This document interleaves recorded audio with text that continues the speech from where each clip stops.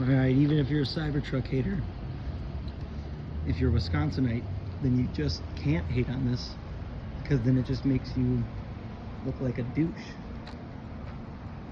Holy crap, I've never realized, look at the size of the brakes on a Cybertruck. That's gotta be like 6 pots or 8 pots, holy smokes.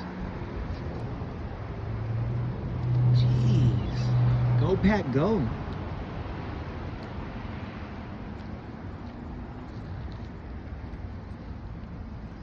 The windshield wiper is always crazy on the Cybertruck. It's so huge. Should we give this a Whistling Diesel and see what he does with it for a durability test?